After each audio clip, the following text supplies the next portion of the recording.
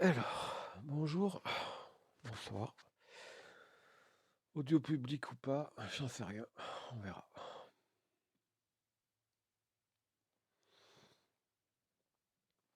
Alors,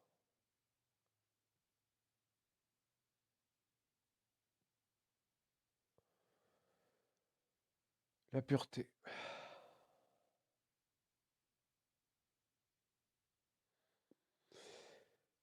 La pureté, ou le Dieu suprême, ou ce qu'il y a au-dessus de l'au-dessus de l'au-dessus, ce dont nous sommes issus, ce qui n'est pas manifesté, ce qui est avant toute chose, ce qui sera après toute chose, bref.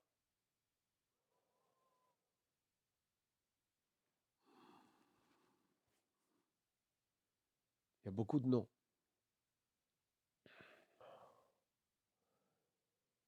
Et au-delà du nom qu'on peut y mettre, il y a, en parallèle, beaucoup de croyances. Effectivement. Je dirais même que c'est la croyance principale, maximale, ultime. Et c'est peut-être là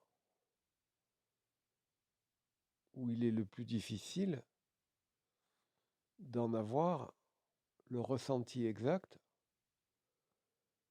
et l'ultime réponse, la vision juste, le ressenti parfait. Pour cela, il faut déblayer. Pour cela, il faut enlever.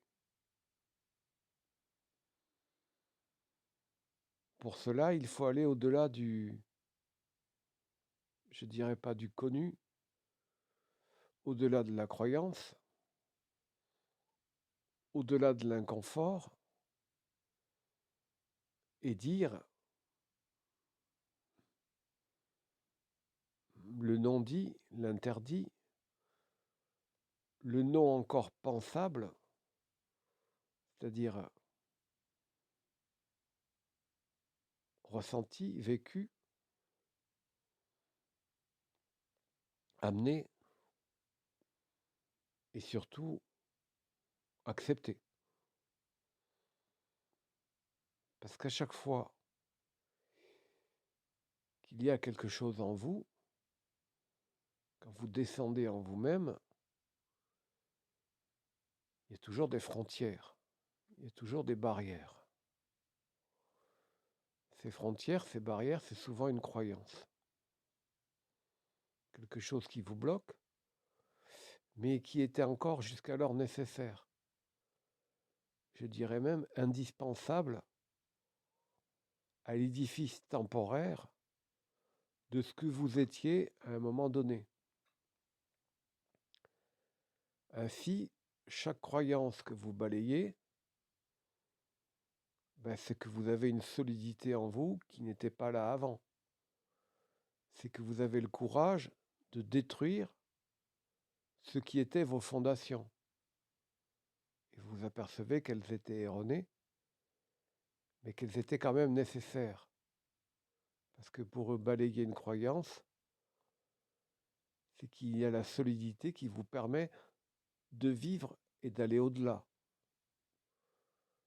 Balayer une croyance, c'est déjà admettre qu'il y en avait une, et c'est aussi ressentir qu'on peut se sentir solide d'aller au-delà.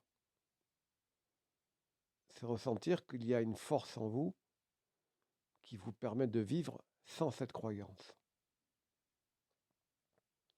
qui vous permet d'être dans un autre état de vous-même. Alors quand on parle du sans-nom, de l'au-delà, de l'ultime, et pourquoi pas de l'absolu de l'absolu de l'absolu. Certains la qualifient de pureté, pourquoi pas? Pourquoi pas? C'est un bon qualificatif, mais c'est encore un mot. Mais il faut bien mettre des mots. D'ailleurs, si je me parle, parce qu'avant tout, je me parle à moi-même, c'est au travers de mots. Pas simplement ce dialogue interne, où il y a aussi des mots, mais non exprimés. Pour moi, ce ne sont plus des pensées. C'est mon intelligence qui parle par des pensées. Et je suis désolé pour ceux qui n'aiment pas ça. Moi, je sais très bien voir les pensées qui viennent du mental. Je sais très bien voir les pensées qui emprisonnent celles de l'astral. Par contre, quand ça parle en moi, c'est simplement des ressentis sur lesquels je mets des mots. Parce que pour moi, les pensées, c'est des mots. Et quand ça parle comme ça dans ma tête, c'est pas l'astral. Je me canalise moi-même. C'est-à-dire, c'est mon moi supérieur qui a des choses à me dire. Donc, je me parle, je me confronte. C'est un dialogue interne, mais qui n'est pas dit en mots, qui n'a donc pas encore la puissance de l'expression du verbe, qui casse vraiment les croyances et qui, par le verbe, établit une vibration qui crée quelque chose dans la matière qui n'était pas là. Le dialogue interne n'est pas suffisant. Le ressenti interne n'est pas suffisant. Il n'y a que la parole vibratoire qui casse l'ancien pour construire quelque chose de nouveau. Parce que vous êtes souvent aperçu, et ce que je dis, c'est vérifiable, c'est incontournable. Pour aller de l'avant, il faut casser l'ancien, toujours. L'ancien est périmé, et quand vous êtes capable de ressentir que c'est périmé, c'est que quelque chose de neuf arrive. Alors, neuf, oui et non. Ce n'est pas neuf parce que ça existait déjà. Par contre, ce n'était pas manifesté par le verbe et par la parole. Donc, ça n'avait pas la puissance d'établir quelque chose de véritablement neuf dans, je dirais, l'expression vibratoire de la matière. La parole est créatrice. Mais je dirais, le dialogue intérieur, l'imagination créatrice ne fait rien. Elle élabore. Elle discerne, elle trie, mais elle ne crée rien. Pour faire, il faut parler. Sinon, ça sera dilué, ça sera dissous, ça s'envolera. La matière est solide. Et il faut la parole parce qu'elle est solide. Tout ce qui reste interne, si ce n'est pas exprimé, n'a pas de valeur, n'a pas de puissance, n'a pas d'assise. Parce qu'il faut la force de casser l'ancien pour construire ce qui est nouveau. Et il n'y a que la parole qui puisse le faire. Parce que je suis resté longtemps muet. Parce que je n'avais pas compris la force de la puissance vibratoire de la parole et du verbe. Je pensais donc en moi à une forme de dialogue interne fait de ressentis mais aussi de mots dans ma tête, de mots qui n'étaient pas des pensées. Parce que je sais faire la distinction entre la pensée pourrie de l'astral, que je rejette, que je n'ai plus, que j'éloigne, et le vide qui s'installe où il n'y a rien de neuf, où il n'y a rien de nouveau à venir, où je suis alors en paix. Mais quand ce dialogue interne s'établit en moi, c'est qu'il y a quelque chose à casser c'est qu'il y a quelque chose à briser, c'est qu'un pas nouveau, je dois le franchir. Dans ma constitution vibratoire.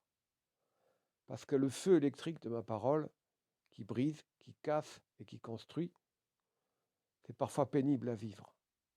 Alors il a peut-être fallu de longues années où je n'avais pas encore la capacité de vivre, je dirais, l'écroulement vibratoire que provoque la parole, le feu de la parole, mais aussi l'intelligence de la parole et l'amour de la parole, qui me permet de dire et de sentir en moi que je peux subir mon feu, parce que je crée quelque chose qui n'existait pas. Je fabrique en moi quelque chose qui n'était pas là encore. Je deviens l'énergie que je parle, et je suis ce que je parle. Donc des fois, ça peut secouer, des fois, ça peut perturber, des fois, la propre électricité de ma parole, je sens qu'elle avance, je sens qu'elle secoue, mais je l'ai domestiqué, mais je l'ai apprivoisé, ce feu. Et je sais que quand je dis quelque chose qui est non pas neuf, mais neuf dans l'élaboration de ce que je dois construire en moi, secoue. Ça me secoue encore quand je parle maintenant. Mais je le vis bien et je l'accepte volontiers. Ce secouement de l'être pour accepter le nouveau sur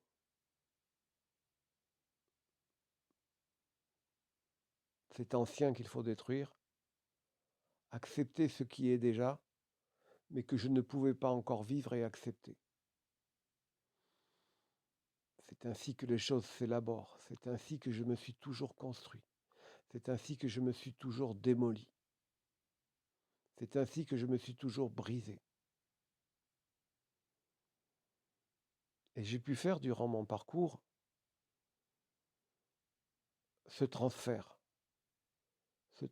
d'énergie, où on m'avait donné la charge de briser l'autre, d'avoir la parole vibratoire, de le casser pour le reconstruire, ce que l'autre souvent n'acceptait pas. Mais je sentais en lui qu'il n'avait pas encore la force vibratoire de pouvoir le dire et de pouvoir l'installer. Et qu'au travers de ma parole, l'autre se parlait au travers moi. Parce qu'il n'avait pas encore ni le temps, ni le courage de parler lui-même. L'autre avait accepté son mutisme. Par contre, il se servait de moi pour dire ce qu'il n'avait pas encore le courage de casser, ce qu'il n'avait pas encore le courage de vivre. Donc j'étais habitué à l'opposition de l'autre. J'étais habitué à avoir cette parole vibratoire cassante. Parce que j'avais déjà cette force en moi quand je suis né. Parce que j'avais déjà ce verbe qui sachait dire ce que l'autre n'osait entendre. Mais j'avais exigé de moi-même d'être cassé. Parce qu'à l'époque, même si j'avais l'intelligence, même si j'avais la parole, je n'avais pas encore la diplomatie. Je n'avais pas encore la douceur. Et j'étais celui qui avant, qui brisait, qui cassait, mais qui n'était pas productif, c'est-à-dire constructif. Parce qu'il ne suffit pas d'avoir la parole, parce qu'il ne suffit pas d'avoir l'intelligence.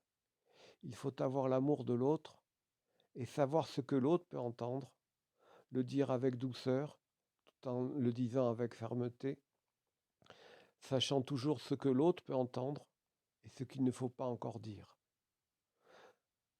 L'ébranler, le briser, mais sans le casser vraiment. Être à l'écoute de ce que l'autre peut entendre, même si ça ne plaît pas, même s'il y a une résistance, même en subissant parfois le courroux, parfois l'incompréhension et la résistance de l'autre. Peu importe. J'ai toujours su ce qu'il fallait dire, j'ai toujours su ce qu'il ne fallait pas dire. J'ai appris à mes propres dépens, en étant cassé moi-même, en subissant la douleur de l'avoir été et en sachant très bien alors ce que l'autre pouvait entendre ou ne pas entendre. Donc, je suis devenu en quelque sorte le relais de l'autre, le relais de la parole que l'autre ne pouvait encore porter, le relais encore de la brisure, de la cassure, sans aller jusqu'à la limite. Parce que la limite que j'avais dû franchir dans d'autres vies, je n'avais pas eu l'intelligence, donc je n'avais pas eu l'efficacité. Et quand on n'a pas l'efficacité, c'est qu'on n'a pas l'intelligence, c'est qu'on ne maîtrise pas l'outil de la parole. Cette parole, je l'exerçais si mal dans d'autres vies. J'ai eu un dialogue interne, très long, plus de 3 à 4 heures cette nuit. Parce que quand ça parle à moi, ça ne s'arrête pas. C'est un flot constant de questions et de réponses. Et je ne peux l'arrêter. Je ne peux être en paix tant que ça ne s'arrête pas en moi.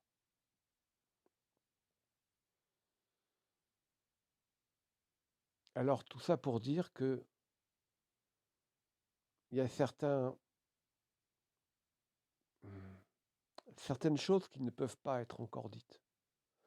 Certaines paroles qui pourraient être trop cassantes, trop méprisantes, trop difficiles à entendre.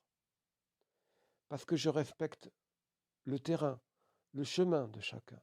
Parce que j'ai pu le respecter en moi. Parce que je me suis brisé certainement dans d'autres vies avec d'autres violences. Avec trop de violence. Et j'ai vu que ça n'amenait rien. Ça n'amenait que ruine de l'être. Ça ne l'amenait pas plus haut, ça le laissait plus bas. Ça le cassait en 1000 morceaux. Ça le brisait. Et j'ai compris aujourd'hui que j'étais sur l'autre versant. Le versant de celui qui connaît.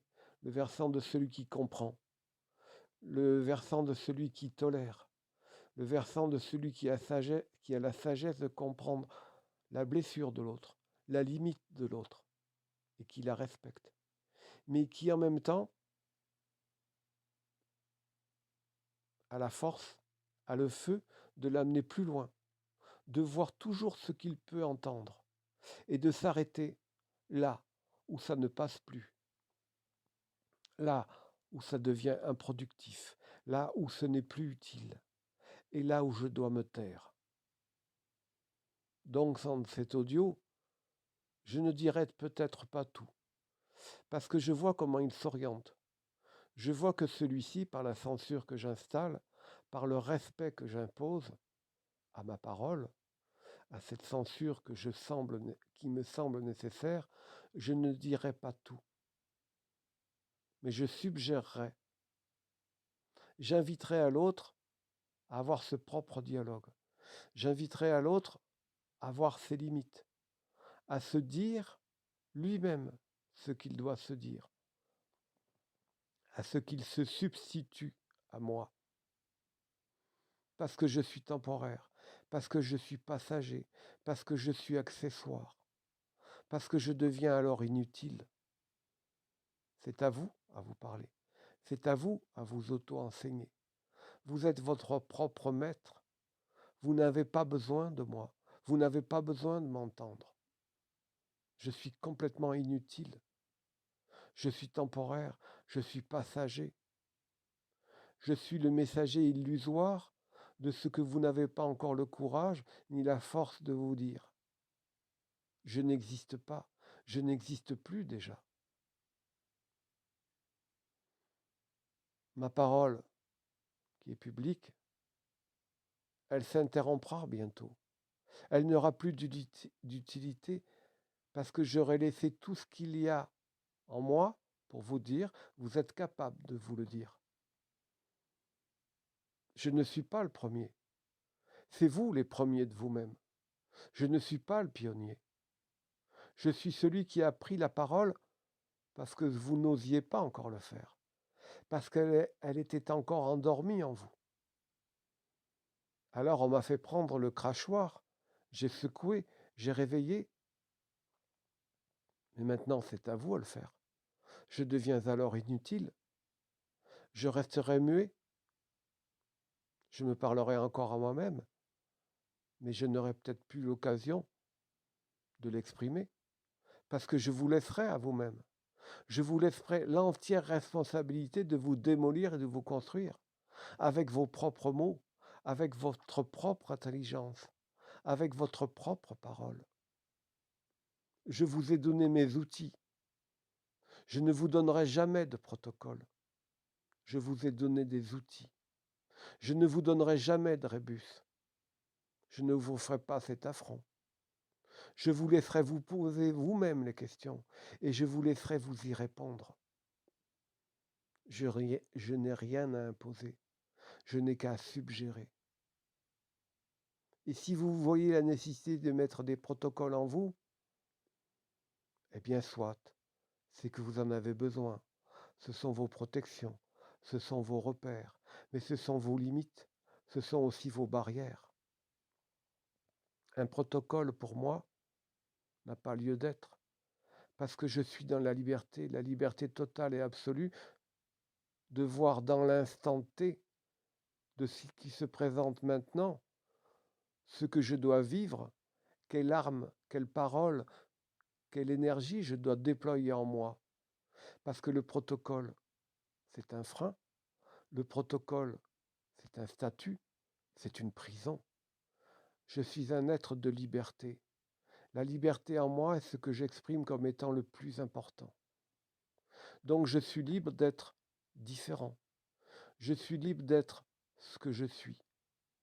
Et la liberté que j'ai en moi ne peut pas imposer quelque chose. Pour moi, le protocole, c'est un frein. Pour moi, la liberté absolue, c'est d'être capable, d'être renouvelé à chaque moment, d'être capable d'affronter ce qui vient dans l'instant. Le protocole, pour moi, il est figé. Pour moi, le protocole, il est déjà oublié. Le protocole, il est dans l'instant de ce que je dois être. Et l'instant d'après, il est autre. Donc, c'est l'adaptation en permanence, dans le fil du temps qui se déroule devant moi, que je m'adapte à chaque moment. C'est pour moi, alors que j'ai dit que dans mon être, ce que je suis maintenant, je ne peux pas être dans un protocole, parce qu'il me freine, parce qu'il me bloque, parce qu'il me manque, il m'emprisonne dans une liberté qu'aujourd'hui j'exprime. Je suis libre d'être ce que je suis à l'instant où je le suis. Et ce que je suis maintenant ne sera jamais ce que je suis dans quelques secondes et dans quelques minutes. Je suis en devenir. Le protocole fige. La liberté ouvre. La liberté aspire à l'inconnu de ce que je vais devenir. Je ne sais pas ce que je vais être. À chaque seconde, je plonge dans l'inconnu de moi-même. Je ne sais pas encore ce que je devrais déployer. Je ne sais pas encore ce que je vais devenir. Mais je ne peux pas être figé, je ne peux pas être statique. Parce que la liberté, c'est ne pas être statique. La liberté, c'est ne pas s'enfermer dans une croyance. La liberté, c'est ne pas s'enfermer dans une idée de ce que l'on a, de ce que l'on peut être. Je ne peux pas dire que je suis le premier, parce qu'au moment où je parle, je suis le dernier de moi-même. Et après, dans la seconde d'après, je serai le nouveau premier de moi-même. Je suis donc dans ce que je dis le dernier et à la fois le premier. Je suis la boucle du début et de la fin.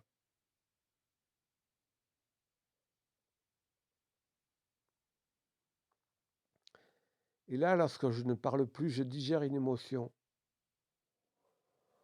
Une émotion de ce que je dis et que je ressens, que j'exprime, ce qui est juste. Un autre a dit, je suis l'alpha et l'oméga. Je suis le début et je suis la fin. Eh bien, tant que vous ne l'aurez pas vécu en vous, vous ne savez pas ce que ça veut dire.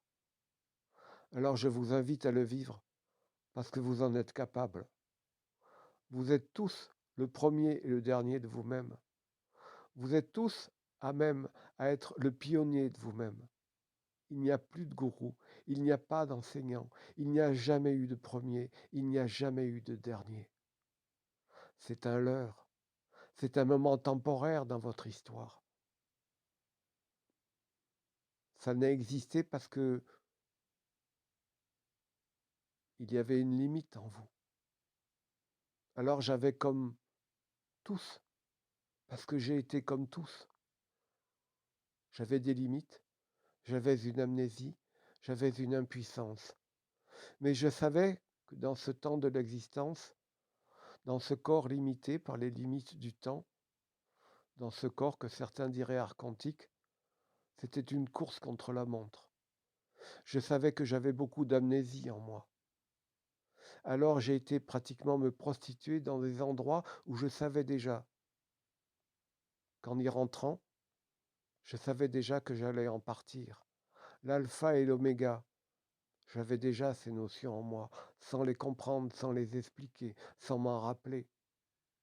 Là où je savais que je mettais les pieds, je savais que j'avais déjà l'instant où j'allais en sortir.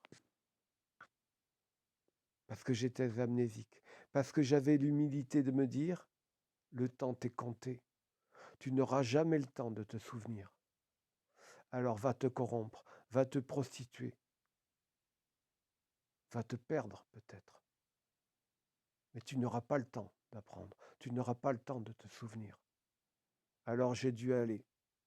J'ai dû aller tout en sachant que ce n'était pas ma place, tout en écoutant des sots qui se disaient intelligents, des sots qui disaient être premiers, alors que j'ai toujours constaté qu'il y a quelque chose qui n'allait pas en eux. Je n'ai jamais eu besoin de la validation d'autrui. Jamais. Comment j'ai validé ce que j'étais? En constatant que l'autre n'était pas ce qu'il prétendait être. Tout le temps. J'ai dû constater que j'étais différent. J'ai dû constater qu'il n'y avait pas d'orgueil en moi, mais que l'autre avait ses limites et que je les avais déjà dépassées. C'est comme ça que je me suis validé, tout le temps, en constatant que l'autre, je n'étais pas lui, que j'étais autre chose, que j'étais une version différente de lui-même. J'ai toujours vu les failles de l'autre, j'ai toujours vu les limites de l'autre. Mais je savais que dans mon impuissance passagère, que dans mon amnésie passagère, j'avais besoin de lui. Donc j'ai toujours remercié l'être auprès de qui je me suis pratiquement prostitué. Je me suis éteint parce que je devais apprendre, parce que je devais me souvenir. Et aujourd'hui, je me vois encore, je ne dirais pas contraint, je ne dirais pas forcé, mais je me vois encore en train de fermer une porte pour l'ouvrir vers une nouvelle liberté. Et aujourd'hui, j'ai la liberté d'être moi-même, d'être enfin, comme certains le diraient, dans le centrisme absolu de moi-même, et de n'avoir plus besoin de personne. Parce que je suis ce que je suis. Je m'auto-valide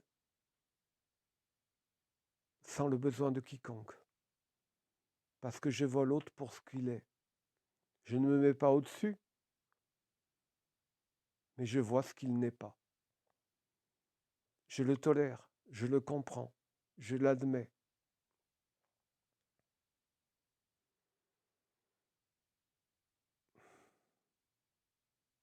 Nous sommes tous sur le chemin de nous-mêmes. Mais qu'est-ce qui nous empêche encore de l'être? La croyance. La croyance, qu'est-ce que c'est? Au fond, au plus profond, qu'est-ce que c'est qu'une croyance? C'est l'incapacité de se souvenir. C'est l'aveu de l'impuissance. J'ai besoin de cette croyance parce qu'elle est le fondement de moi-même. Elle est le sceau de mon ignorance. Elle est ce que je ne peux pas encore démolir. Elle est ce que je suis temporairement. Je n'ai pas la force encore de l'écarter.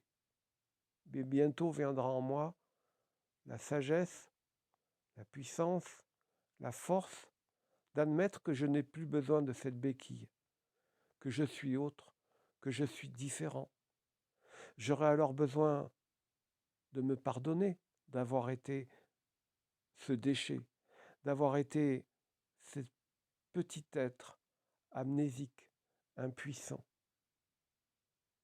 Il avait besoin de croire, l'être amnésique. Il avait besoin de croire, l'humain. Il avait besoin de se souvenir plus tard qu'il était un Dieu. Mais même dans cette croyance, j'ai vu que le Dieu que j'étais était encore impur.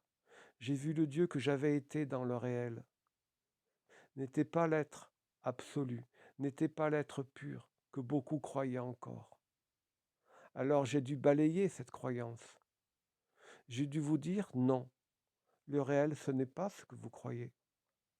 C'est cela, c'est cela, c'est cela. Ça a été difficile parce qu'il y avait, même chez certains de qui parlaient du réel, la croyance qu'il fallait que le réel soit ce qu'ils pensaient. Ça a été difficile, ça a été rejeté, ça a été boudé. Puis enfin, ça a pu être admis, ça a pu être compris, ça a pu être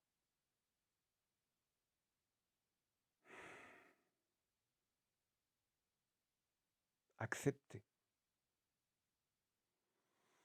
Parce qu'admettre qu'on met les pieds dans ce qui n'est pas encore propre, admettre qu'on met les pieds dans ce qui n'est pas encore pur, c'est difficile.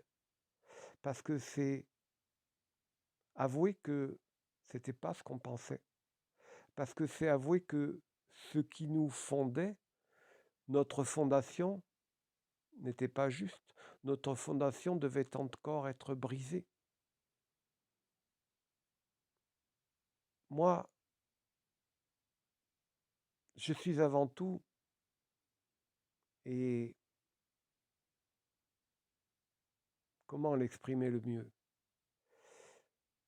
Ce qui sous-tend ma liberté, ce qui fait que je puisse être aussi libre, c'est que je ne dirais pas la majeure partie, mais l'essentiel de moi-même, c'est cet être rebelle, c'est cet être de révolte, c'est cet être de feu qui ne supporte pas les barrières, les limites, les protocoles, les interdits. Et c'est par l'expression du rebelle que j'ai en moi, qui voit que ce qui est dit n'est pas juste, qui voit qu'il y a une limite, c'est ce rebelle assagi, c'est ce rebelle monstrueux que j'ai pu être dans d'autres vies. C'est cet être qui a trop cassé, c'est cet être qui a été méchant, c'est cet être qui a brisé, c'est cet être, je dirais, sans cœur, qui n'a pas pu voir la blessure de l'autre et qui a voulu le faire aller trop vite, qui n'a pas su le ménager. Donc aujourd'hui, ayant été cassé moi-même, je ne peux plus casser l'autre. Je dois le respecter. Mais je dois lui dire ce qui ne plaît pas. Parce que le rebelle n'a pas besoin de soutien. Le rebelle n'a besoin de personne. Il a juste besoin de la confiance en lui, que ce qu'il dit est juste et qu'il casse les codes, qu'il casse les repères, qu'il casse les repères, qu'il casse les barrières. Le rebelle s'auto-valide lui-même. Parce que s'il a besoin d'être validé par l'autre, c'est qu'il n'assume pas en lui la rébellion qu'il possède. Je suis un rebelle assagi, je suis un rebelle plus sage, je suis un rebelle devenu tolérant, mais je suis un rebelle qui ne se taira pas. Parce que dans mon apprentissage, j'ai dû apprendre à me taire, j'ai dû vivre la brisure, j'ai dû vivre le mutisme pour apprendre à tolérer. J'ai été trop violent, j'avais trop de feu, j'avais trop de rage. J'avais un manque de sagesse, j'avais un manque d'intelligence, j'avais aussi et avant tout un manque d'amour de moi-même.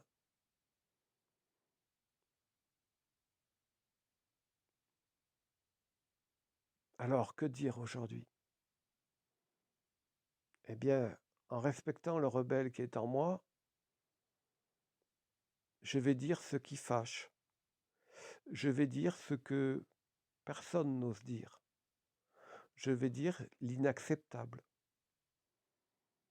Je sais que beaucoup ne voudront pas l'entendre, mais je dois le dire, parce que je l'espère, ils le comprendront plus tard, parce que je l'espère, ils l'accepteront plus tard. Peu importe si c'est dit aujourd'hui, et si ce n'est pas compris ou admis aujourd'hui, le temps fera son œuvre.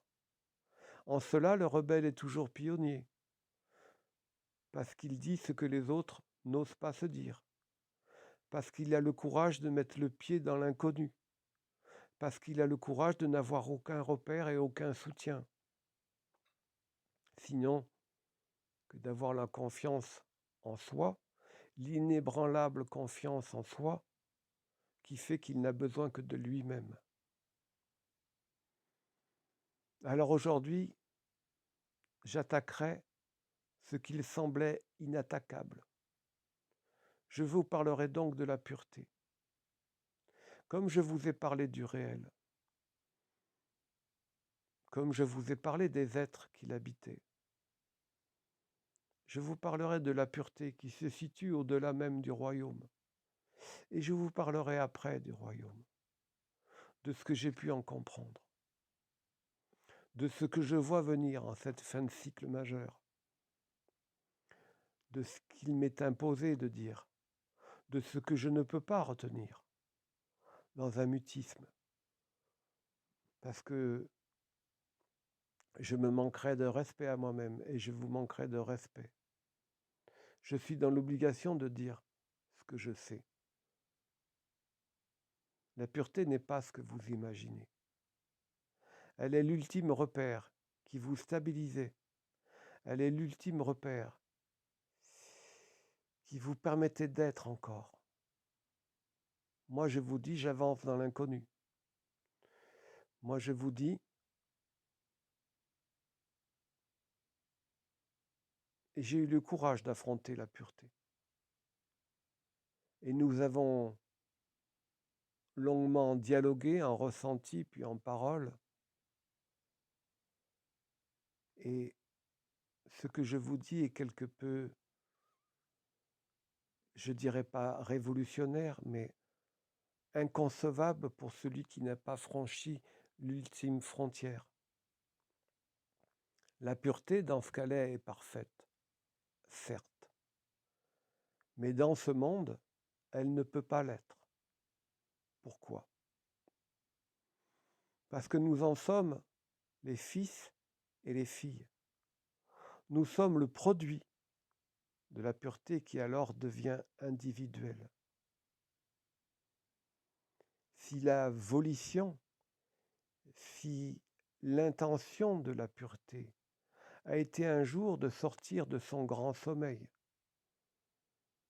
le grand sommeil de Brahma, comme certains ont pu l'exprimer. Mais parce qu'il y a un cycle où tout d'un coup, elle sort de sa torpeur et elle crée. Nous en sommes donc les fils et les filles.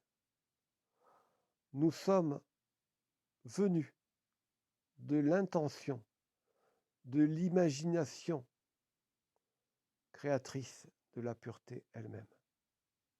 Mais nous sommes aussi son impuissance, son imperfection. Parce qu'ici, elle a tous les potentiels, elle n'avait pas encore l'intelligence de faire quelque chose de propre et de sain dans la matière. La pureté n'est pas la matière. Elle est ce qui n'est pas la matière. Elle n'avait pas donc Elle ne pouvait pas donc avoir la toute-puissance de créer la perfection. Et au sein d'elle, nous représentons son impureté, son imperfection et sa corruption. Dès qu'elle est sortie de la perfection, en simultané, elle a autant fait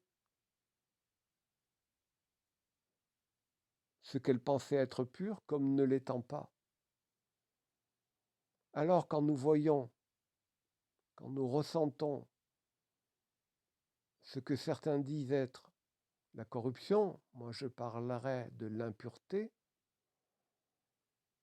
eh bien nous sommes l'imperfection de la pureté dans la matière. Nous sommes la corruption de la pureté dans la matière.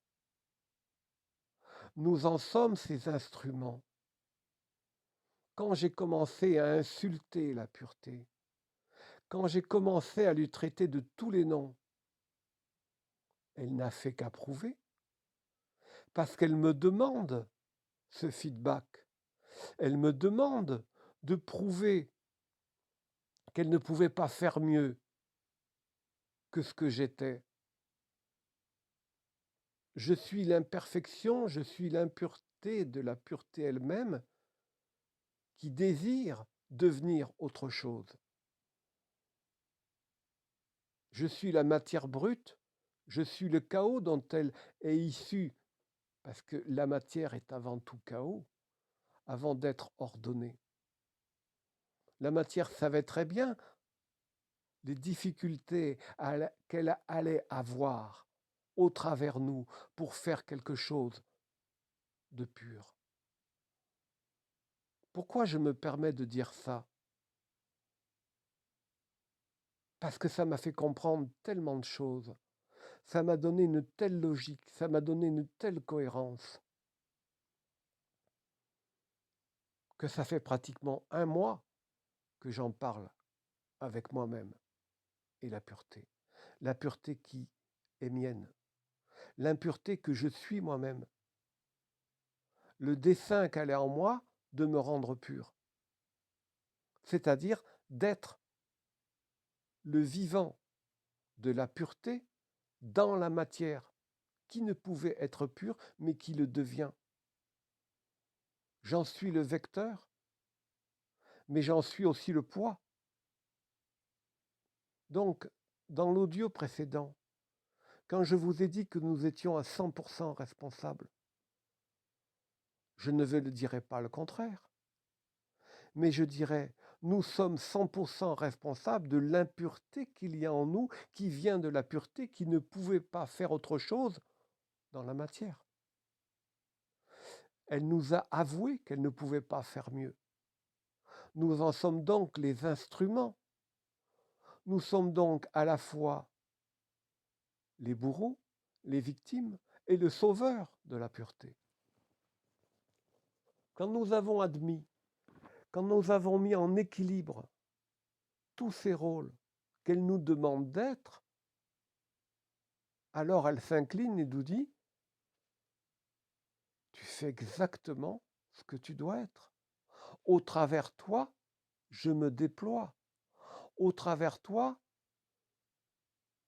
eh bien, je deviens enfin la pureté que je voulais faire naître dans ce monde. Je ne maîtrisais pas du tout la matière. Je ne pouvais pas l'être.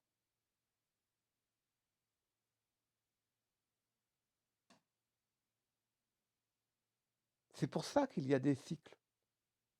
C'est pour ça qu'à chaque fin de cycle, tout est cassé, tout est brisé.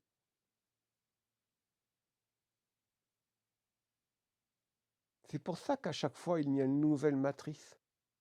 C'est pour ça qu'à chaque fois, le réel est nettoyé. C'est pour ça que le royaume lui-même se transforme. C'est pour ça que je dirais qu'il y a une certaine sénilité dans le royaume. Et qu'à chaque fin de cycle, il est secoué, mais d'une autre manière, d'une manière subtile, d'une manière plus fine. C'est la matrice qui subira le plus de dommages. Le réel qui est au milieu sera lui aussi secoué, mais d'une manière plus légère. Quant au royaume, il le sera, mais d'une manière encore plus subtile et plus fine.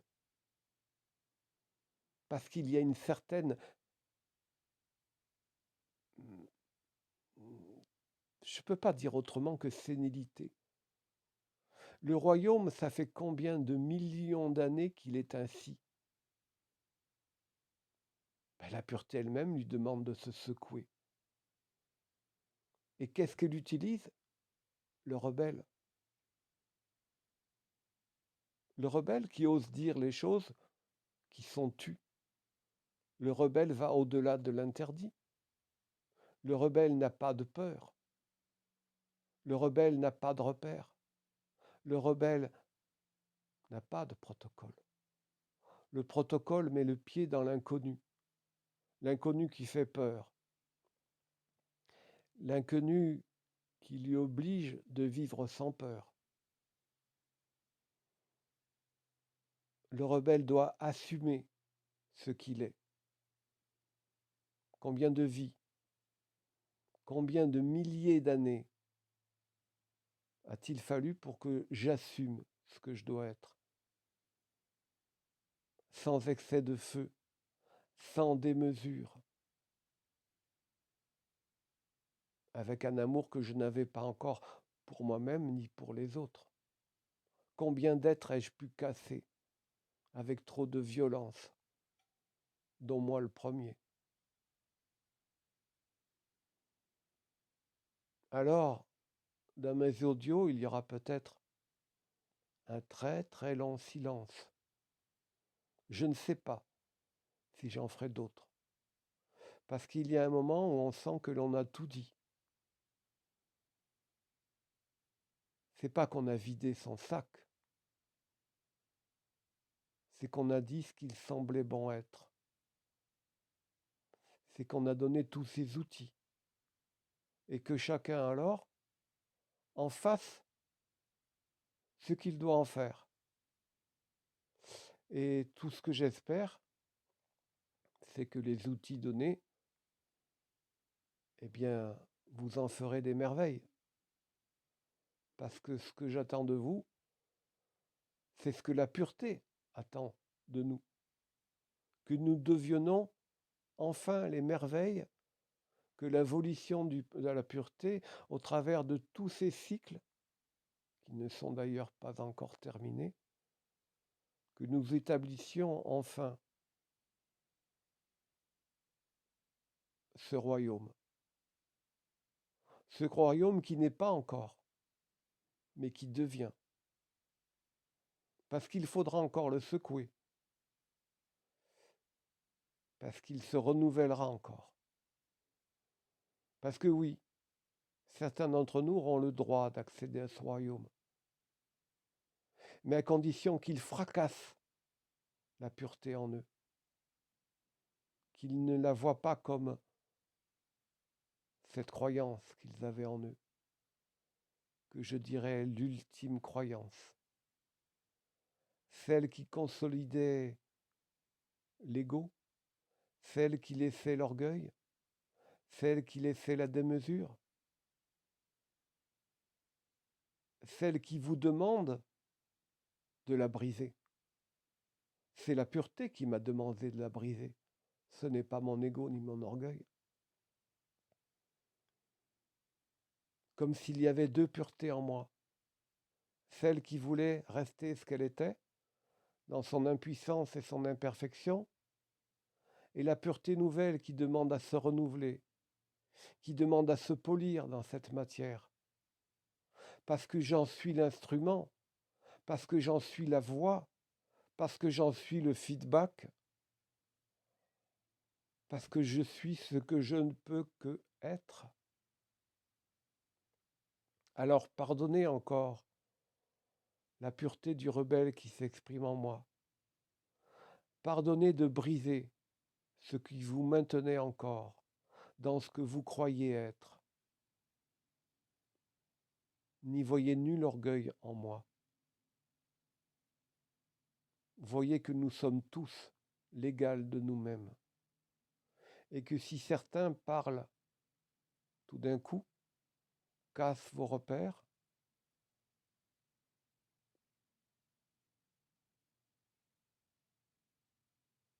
c'est que la pureté en elle-même demande à être brisée, demande à être fracassée, mais d'une manière subtile, d'une manière douce, parce qu'elle sait bien qu'on ne peut briser trop personne. Ça freine trop de dire trop vite l'impensable. Mais pourquoi croyez-vous aujourd'hui que j'ai l'autorisation ou que je me donne l'autorisation? Parce que deux puretés parlent en moi. L'ancienne et aussi la nouvelle. Comme s'il y avait un faux conflit qui n'en est pas un. Parce que le nouveau vient disloquer l'ancien. Toujours. Tout le temps. C'est comme ça que cela fonctionne. Ne croyez jamais que le trône sur lequel vous êtes assis est encore le bon. Il y a encore un trône sur lequel il faut accéder. C'est l'ultime trône sur lequel vous ne pourrez plus descendre. Parce que vous aurez fracassé l'ultime croyance. Il m'a été difficile de l'exprimer, cet audio. Parce qu'au-delà de ce que je vous dis, j'avais dû déjà casser le démurge de ce monde. J'avais dû casser la hiérarchie. J'avais dû casser tout ce que je croyais être bon, être pur. Ça fait 30 ans que j'ai fracassé les hiérarchies. Ça fait 30 ans que j'ai fracassé l'astral. Mais ça a été pénible, parce que c'est une partie de moi que je brisais. C'était un rêve. Je croyais, et ce n'était pas cela. Donc quand j'ai dû casser la pureté, ça a été plus facile, parce que j'avais déjà cassé beaucoup en moi. Et il m'a fallu. Mais qui se cassait en elle, sinon la pureté elle-même? Puisque j'en suis l'instrument, j'en suis le produit. Combien de fois vous dirai-je encore, nous sommes les fils et les filles de cette pureté. Et quand je dis fils et filles, eh bien, même si nous sommes plus tard androgynes, si nous avons réuni en nous masculin et féminin, peu importe ce que nous deviendrons. Pour l'instant, je parle encore à des êtres qui savent qu'ils sont dans un masculin et féminin. Eh bien, c'est ainsi, même si c'est temporaire, ça n'a aucune importance.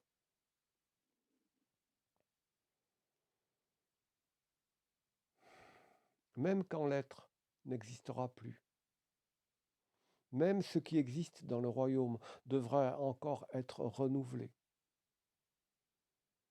Mais au travers de ce royaume nouveau qui s'installera dans l'ère nouvelle, puisqu'il y aura une terre nouvelle, c'est-à-dire une matrice nouvelle, un réel nouveau, un absolu plus absolu et un royaume plus pur, c'est la pureté qui se construit, qui s'élabore nouvelle et qui se réjouit déjà de ce qui va venir. Je ne m'intéresse plus à l'ancien. Je suis déjà dans ce qui vient. Mais je sais très bien que ce qui vient, il y a eu l'avant. Je sais très bien ce que j'étais avant. Je sais très bien d'où je viens. Je sais très bien que j'ai été une abjecte personne, un infâme Dieu imbu de lui-même, un rebelle ignoble, imbu de sa puissance et de sa fureur, qui a été violent, qui a été cassant, qui a été méprisant, qui a été odieux. Désormais, je ne peux plus l'être, parce que j'ai réuni en moi la tolérance, la sagesse et la violence du feu qui casse, la violence du feu qui détruit.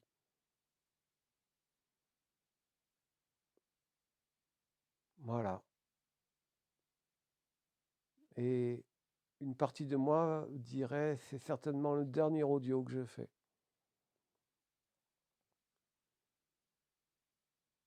Ça résonne aujourd'hui comme juste. Quel intérêt aurais-je à en faire d'autres? Quel intérêt aurais-je à vous dire que, au-delà de ce que je viens vous dire là, tout reste accessoire? Parce que quand vous avez cassé l'ultime croyance, le reste ne peut venir. Le reste coule de source.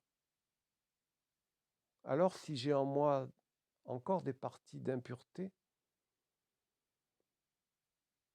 si parfois je ne m'expliquais pas, il y avait beaucoup de choses en moi qui n'allaient pas, eh bien j'ai choisi d'aller à l'essentiel. J'ai choisi d'aller donner le plus élevé avant de me perdre dans l'inutile qui de toute façon viendra. Je ne sais pas tout, mais cela ne peut que venir, car pour moi l'ultime croyance a été brisée. Alors ce qui va venir, c'est ce que je n'étais pas encore, c'est ce que je ne suis pas encore. Et si certains d'entre vous arrivent à briser cette ultime croyance, eh bien, j'estime alors que je n'ai plus rien à leur dire, parce qu'ils sont libres de se dire tout à eux-mêmes. Quand tout a été cassé, quand tout a été brisé, quand l'ultime croyance a pu être pulvérisée, vous êtes libre de renaître entièrement à vous-même. Vous n'avez plus besoin d'aucune validation, d'aucune parole. Vous êtes, vous, dans votre centricité et dans votre être le plus entier qu'il puisse arriver.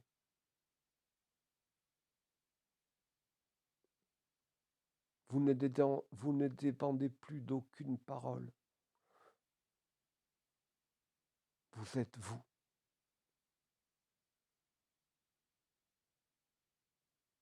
Avec tout ce que ça implique.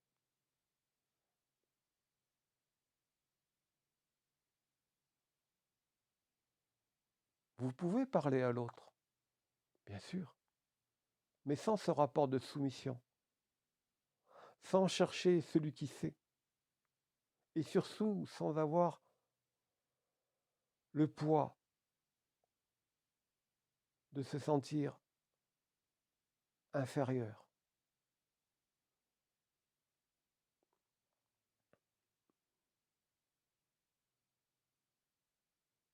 C'est pénible de toujours chercher à l'extérieur de ce qu'on a en soi-même. C'est cela la liberté, ne plus avoir besoin de personne, tout en acceptant qu'il y ait quelqu'un. Alors le dialogue devient constructif. Alors on ressent que, puisque vous êtes un fractal de la pureté, puisque vous êtes une de ces expressions, vous allez alors en trouver en l'autre, non pas ce qui vous manque, mais une expression différente de la pureté comme complémentaire à vous-même. Parce que vous sentez que l'autre n'est plus là pour vous écraser et pour vous montrer je te suis supérieur, je suis devant toi. Bref, le blabla qu'on entend tellement, tellement, tellement souvent. Comment voulez-vous que ce fractal puisse s'assembler si chaque partie de lui-même se juge encore supérieure à l'autre, alors que nous n'en sommes que des fractions? L'autre est mon égal, il l'a toujours été, mais il ne peut être que mon égal s'il admet qu'il n'est pas mon supérieur. Il n'est que mon complément. Ainsi, ma compagne, j'ai joué à lui être entre guillemets supérieure, en lui avouant toujours qu'elle me sera supérieure, parce que je réclamais un rapport d'égalité entre nous, d'une parole partagée, parce qu'elle a certaines facultés que je n'ai pas. Alors il y aura la vraie complémentarité.